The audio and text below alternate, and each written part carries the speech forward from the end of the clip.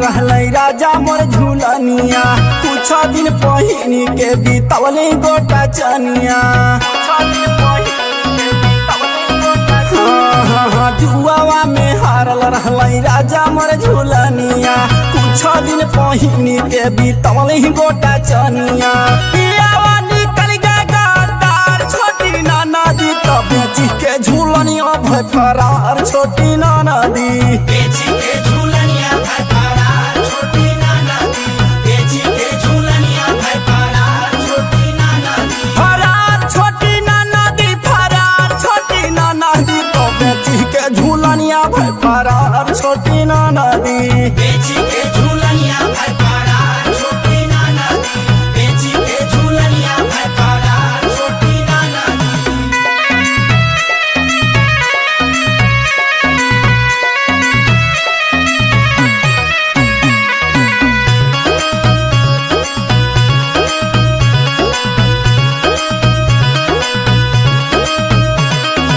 ऐसन मर्द से हम करब का प्यार हो मिल जाई है पहले उनकर फोरब का पार हो।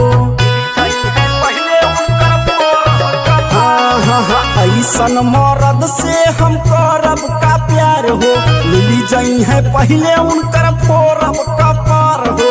सोनरा से ले आईनी उधार छोटी नाना दी तब बेची के झूलनिया भय फरार छोटी नाना दी। बेची के झूलनिया भय फरार छोटी नाना दी। बेची के झूलनिया भय फरार छोटी नाना दी। फरार छोटी नाना दी फरार छोटी नाना दी तब बेची के झूलनिया भय फरार छोटी नाना दी। बेची के झूलनिया भय फरार छोटी नाना दी। बेची के झूलनिया भय फरार छोटी नाना दी।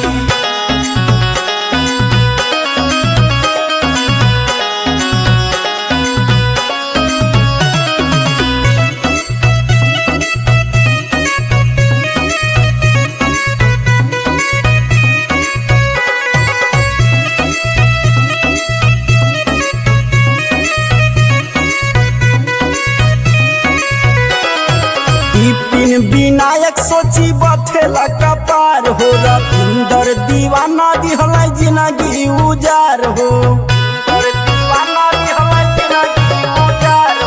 बिपिन विनायक सोची बथेला कपार हो रविंदर दीवाना दिहलै जिंदगी उजार हो।